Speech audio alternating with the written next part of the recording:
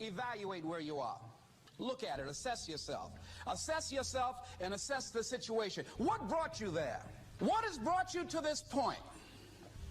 What did you learn from it?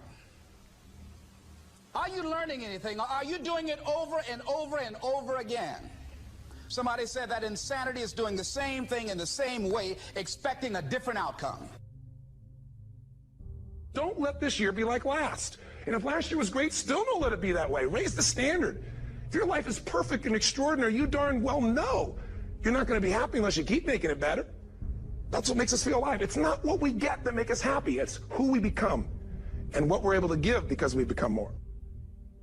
If you want to begin to move, you've got to clear your mind of all the unnecessary luggage and baggage that's weighing us down.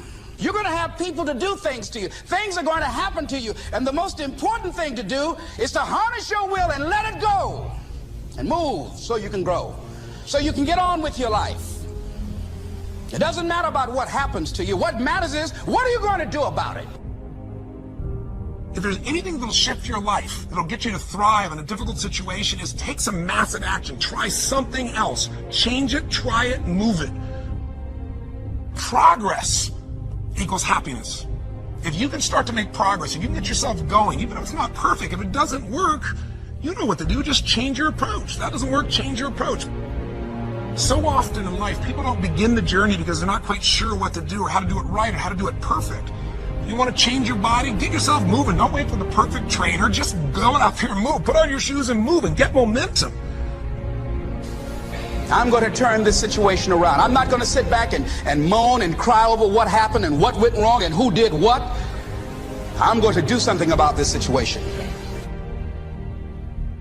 The other thing is, take full responsibility for your life. Accept where you are and the responsibility that you're going to take yourself where you want to go. Someone said we have two primary choices in life. We can either accept conditions as they exist, or we can take the responsibility to change them. See, a lot of people want to exempt themselves from taking responsibility. All they want to do is talk about the problem. Every time you see them, they'll tell you their story over and over and over and over again. No. You want to take responsibility for your life. I got me here, I can get me out of this. And I'm getting out. I'm not going to be a volunteer victim. And so all you're looking for are new breakthroughs through practice and practice and practice. You'll get better and better and better. And there's still some things that will happen to you that will catch you on the blind side that you did not anticipate. You'll get knocked down, but you won't be knocked out. And so I say to you, it's possible you can live your dream if it's becoming a diamond, if it's having more, if it's achieving more, if it's being a better father, being a better mother, whatever it is, overcoming addiction, changing our society. It's possible you can live your dream. It's necessary that you have a plan of action, that you're resilient, that you stick to, and you work with the system, that you work with people, that you give support, and that you be there for them, that you have the vision and never give it up, that you become creative and relentless and keep on coming back again and again and again, and that it's you got to take personal responsibility to make it happen, and that it's hard. Easy is not an option. And when life knocks you down, jump back up and say, it's not over until I win. Avoid people and situations that upset you. See, there's some people that know just how to push your button. They know just what to say. But I'm not going to expend any energy arguing with anybody. Life is too short, ladies and gentlemen, and unpredictable. I don't want to spend my time arguing with anybody, so I avoid situations that will get me upset. I don't argue with people. Draw the line, ladies and gentlemen. There are certain things that we just go through life just taking, and at some point, you just got to draw the line and just say enough is enough. You got to do that with yourself. One negative stroke is 16 times more powerful than a positive stroke. And if you have people around you who are not sensitive to who you are, and the people that can hurt you the most, ladies and gentlemen, are the people that you love. That you love. They're the ones that you're vulnerable to.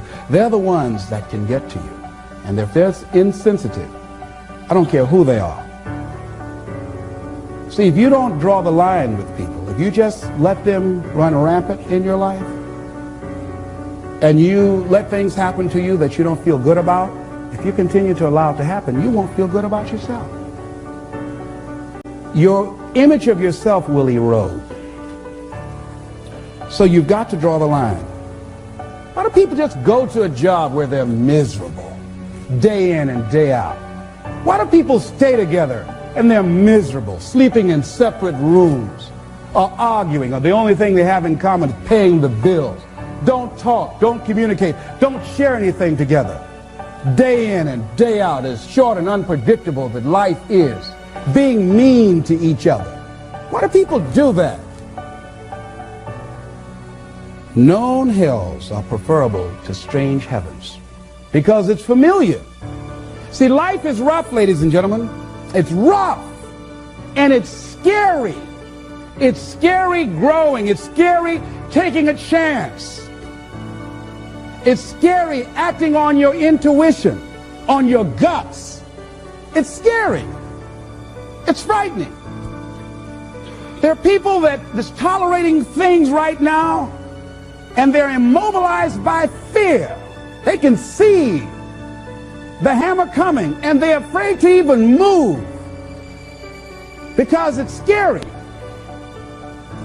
To go against the dominant thinking of your family, friends, and those people you associate with every day is perhaps the most difficult act of courage you will ever perform. See, when you start growing, when you start changing the way you walk, the way you talk, the way you act, the way you respond to things, the way you use your time, when you start saying, no, I can't do that. Why? You're too busy. You don't have the time. No, I have my own agenda. So if people can put you on a guilt trip, they will. And use you and abuse you over and over and over again. You got to draw the line. You have to draw the line on them. Don't go through life feeling like you're powerless. Victims are people that are powerless. You're not powerless. You are powerful. You direct the power in your life. Whatever your life is right now, it is a duplication of your consciousness. It's a result of how you have decided to use your power. That's all it is. That's not who you are. That's just a perverted use of your power that you aren't satisfied with. And you've got the power to change that. Wherever you are, how, I don't know. But I know you've got the power to do that. But you don't know what has happened to me. It really doesn't matter what has happened to you. See, the only thing that really matters is, what are you going to do about it? That's all that matters. That's all that matters. You can allow it to destroy you, or you can allow it to build you up. We never get to a level where we feel that there's nothing else for us to do, that we've achieved certain number of goals and we figure that we're through. No. You don't want to stay there and celebrate too long like a lot of people do. They do something they consider outstanding. They go around talking about what they used to do. See, let me tell you, I used to do this and I used to do that. Excuse me, used to be's don't make no honey. What are you doing now? You're still here breathing. That means you've got some more to give. Doesn't matter how old you are. Doesn't matter about where you are. Doesn't matter about what you have. Doesn't matter about what you've done. Life is about growing. It's about being productive. It's about stretching. It's about challenging yourself. So you start looking around and decide, hey, what else do I want to do? What got me here? It's a time for celebration, but also a time for reflection. What got me here? What worked? What did not work? What do I need to do to repeat so that I can get the same kind of results in other areas of my life? If the goal is to improve my health, if the goal is to improve my relationship, if the goal is to improve my income, if the goal is to improve something in society, what is it I need to do? Now, don't get confused with what you do with who you are. Don't trip. Don't go on some type of ego trip. Talking about how bad you are. None of us do anything by ourselves. Develop an appreciation for external support as well as good fortune, because all of those things play a role.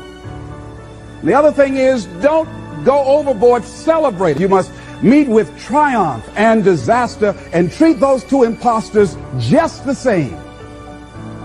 You look at it, hey, I did it. I feel good about that. Now you're moving on to the next thing. Things did not work out the way you wanted them to work out. You didn't produce the results you wanted to produce. Hey, miss that. Win some, you lose some. Next, moving right on.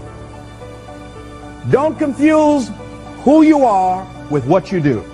Make your mind fertile ground for the seeds of opportunity. Think if you want to experience a sense of fulfillment, you've got to have an open mind so that ideas can come in there and take root and grow.